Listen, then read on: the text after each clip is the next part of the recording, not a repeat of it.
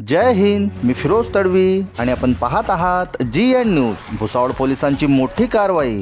भुसावळ बस स्थानकावर प्रवाशीची नजर चुकवत सोन्याची पोत लंपास करणाऱ्या यावल येथील महिला आरोपीला भुसावळ बाजारपेठ पोलिसांनी अवघ्या काही तासातच अटक केली आहे।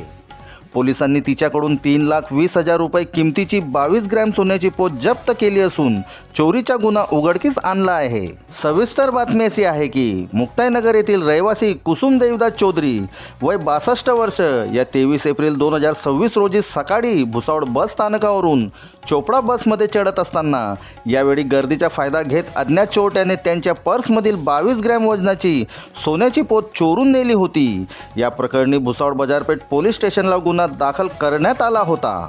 पोलीस अधीक्षक श्रीकांत धिवरे, अप्पर पोलीस अधीक्षक संदीप गावित आणि उपविभागीय अधिकारी केदार बारबोले यांच्या मार्गदर्शनाखाली पोलीस निरीक्षक राहुल वाघ यांनी तपासाची चक्रे फिरवली। यात DB पथकाचे कर्मचारी आरोपीचा शोध घेत असताना पोलीस निरीक्षक राहुल वाघ यांना गुप्त बातमीदारामार्फत मिळालेल्या माहितीनुसार या चोरीत एका महिलेचा सहभाग असल्याचे निष्पन्न झाले।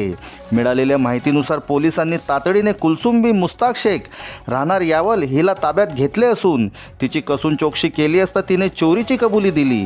तिच्याकडून चोरी गेलेली 3,20,000 रुपये किमतीची 22 ग्रॅम सोन्याची पोत हस्तगत करण्यात आली आहे।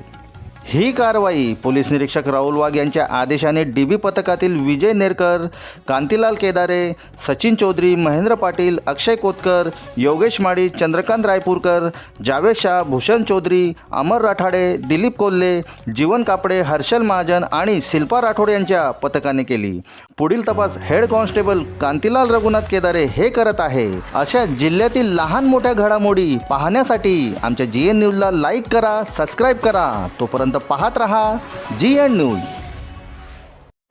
देश और दुनिया की तमाम छोटी बड़ी खबरों से अपडेट रहने के लिए हमारा चैनल सब्सक्राइब करें और नोटिफिकेशन के लिए बेल आइकन दबाना न भूलें।